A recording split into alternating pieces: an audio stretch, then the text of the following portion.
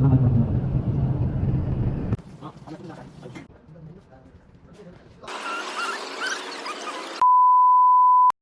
Friends, welcome and welcome back to my YouTube channel. जैसे कि पिछले ब्लॉग में मैंने आपको बताया कि हम लोग आज उम्रा के लिए निकलने वाले हैं। सो आज है ईद का पहला दिन और बस का बहुत देर इंतजार करने के बाद आखिरकार बस आ ही गई। सफ़र बहुत ज़्यादा लंबा था, इसलिए हमने रास्ते में काफ़ी सारी जगहों पे स्टे किया। मैं आपको बताती चलूँ कि यहाँ पर स्टे करने से पहले हम लोग ऑलरेडी 10 घंटे का सफ़र तय कर चुके थे और इस चीज़ का अंदाज़ा आप हमारी सोई हुई सूरतों से तो लगा ही सकते हैं। और थैंक गॉड यहाँ पर पहुँचते ही इस चाय की दुकान ने मेरी दोस्त को मरने से बचा लिया, क्योंकि इसका कहना है कि ये चाय के बगैर ज़्यादा देर तक जिंदा रह नहीं सकते। तो बहन ने खरीद ली, लेकिन वॉलेट जो बस में भूल गई थी वो मुझे लाना पड़ा। एंड प्लीज़ यहाँ पे इग्नोर मी, क्योंकि बस में 10 घंटे सोने के बाद यही हाल होता है। और ये भैया शायद पाकिस्तानी थे, जो इस बात पे ही इतना खुश हो गए कि हम लोग पाकिस्तान से हैं। खैर चाय लेने के बाद हम लोग वापस से बस में पहुंच गए और हमारा सफ़र दोबारा से स्टार्ट हो गया। हम लोग को तो इतना भी नहीं पता था कि सफ़र आखिर कितना लंबा होने वाला है, क्योंकि सुनी सुनाई बातों में था कि 12 से 14 घंटे लग जाएंगे।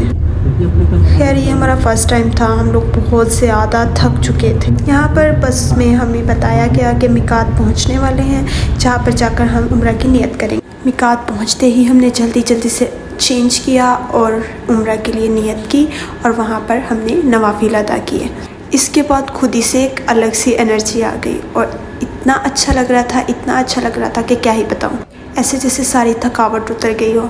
खैर वापस से हम फिर चलकर अपनी बस में वापस गए, वहाँ पर अपना सामान देखा। हमें बताया गया था कि यहाँ से आगे मक्का पहुँचने में हमें मज़ीद 2 घंटे लगेंगे। हमारा अंदाज़ा था कि हम रात के 2 बजे तक पहुँच जाएंगे, लेकिन अभी 2 बज चुके थे और हम लोग अभी तक यहीं पर थे। खैर इन सब में सबसे ज़्यादा ज़्यादती हमारी पैकिंग के साथ ही हुई थी, क्योंकि मैंने इतनी खूबसूरत पैकिंग की थी और उसके बाद क्या हाल हो रहा है ये तो नज़र आ ही रहा है। नीचे से वापस से रखने के बाद हमने सोचा कि हल्की सी भूख लगी है, कुछ खाने को लेते हैं। वहाँ पे सब अरेबिक फूड था तो कुछ समझ में नहीं आया, इसलिए सोचा फ़िलहाल के लिए सिर्फ स्नैक्स लेते हैं और फिर सुबह जाकर वहाँ पर ही नाश्ता करेंगे। और क्लॉक टावर पर नज़र पड़ते ही एक्साइटमेंट और ज़्यादा बढ़ गई। हम लोग ग्रुप के साथ थे, इसलिए होटल पहुंचते ही हमें पता चला कि यहाँ पर हमें थोड़ा सा इंतज़ार करना होगा और फिर ये लोग हम लोगों को रूम्स अलॉट करेंगे। खैर हमें तो इनके साथ नहीं रुकना था, क्योंकि हमारी फ्रेंड्स जो ऑलरेडी यहाँ पर आ चुकी थी, हम लोगों ने उनके साथ ज्वाइन करना था। उनसे कॉन्टेक्ट किया और पता किया कि वो लोग इस वक्त कहाँ हैं। उन्होंने बताया कि वो लोग तो हरम पहुँच चुकी हैं। हमने उन्हें बोला कि हम लोग जो है अपना सामान रूम में रख कर बस थोड़ी ही देर में हरम के लिए निकल रहे हैं, तो हमारी मुलाकात वहीं पर होगी। यहाँ पर हम रूम खोलने की शदीद कोशिश कर रहे हैं, लेकिन नहीं खुल रहा था। रूम में जाके हमने अपना सामान रखा और थोड़ा सा फ्रेशन अप हुए, अपनी फ्रेंड्स की लोकेशन मंगवाई और उन लोग को अपनी लोकेशन सेंड की। क्योंकि वो लोग हरम में थी, इसलिए हम लोग भी हरम की तरफ निकल पड़े। और इस कैफियत के बारे में तो क्या ही, जैसे जैसे हम हरम के करीब जा रहे थे एक अलग सी खुशी हो रही थी।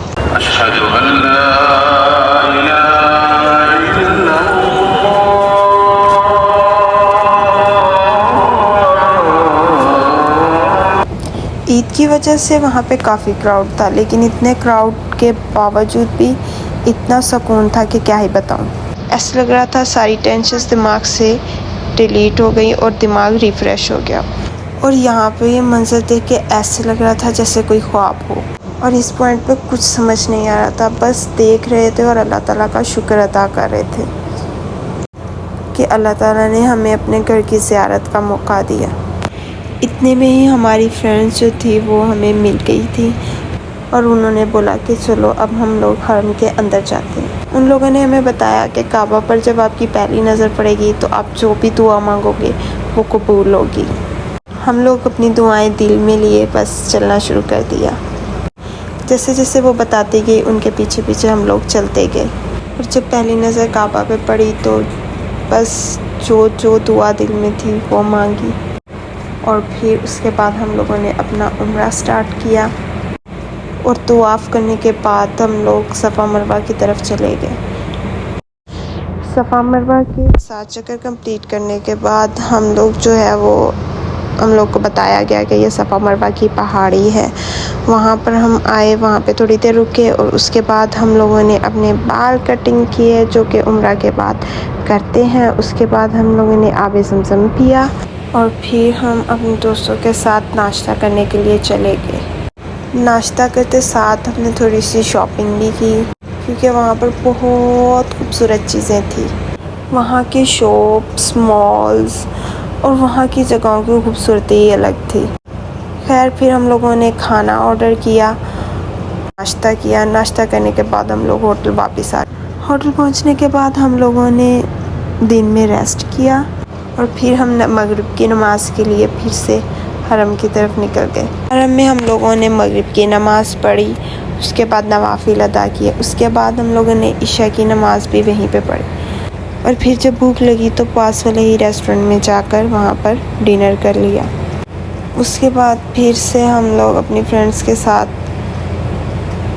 थोड़ा सा घूमने के लिए निकले। इसी सुबह को हमने वापसी के लिए निकलना था, इसलिए सोचा कि आज रात हम होटल नहीं जाएंगे, यहीं पर रुकेंगे। शॉपिंग करने के बाद हम लोग हरम में वापस आए, वहाँ पर नवाफिल अदा किए और नवाफिल अदा करते करते ही फजर का टाइम हो गया। फजर की नमाज़ अदा की, साथ नमाज जुमा अदा की और फिर वापस होटल आ गए, क्योंकि हम लोग को वापसी के लिए निकलने के लिए कॉल आ गई थी। सुबह के 6 बज रहे थे और हम लोगों ने वापसी में मदीना भी जाना था, इसलिए जल्दी से हमने अपनी फ्रेंड्स को अल्लाह हाफिज़ बोला और अपनी बस की तरफ आ गए। वापसी पर हम मदीना भी गए थे, लेकिन सिर्फ 3 दिन का टूर था, तो मदीना जाने के लिए हमें बहुत ज़्यादा टाइम नहीं मिला। सिर्फ हम वहाँ आधा घंटा स्टे किया और जल्दी से नवाफिल अदा किए और नमाज अदा की और फिर हम वापसी के लिए निकल गए। वापसी का जो सफ़र था उसमें हमें 20 घंटे लग गए और ये हमारे पैरों की हालत तो आप देख ही सकते हैं, पाँव पूरे सूज गए थे। और ये हम अपने सिटी अल-कसीम पहुँच चुके हैं। और आज का व्लॉग मैं यहीं पर ख़त्म करती हूँ। उम्मीद है आपको बहुत पसंद आया होगा। अगर व्लॉग पसंद आया हो तो मेरे चैनल को सब्सक्राइब कर दीजिएगा और लाइक शेयर कमेंट करना मत भूलिएगा। आज के लिए इतना ही, मिलते हैं नेक्स्ट व्लॉग में। तब तक अपना ख्याल रखिएगा। अल्लाह हाफिज़।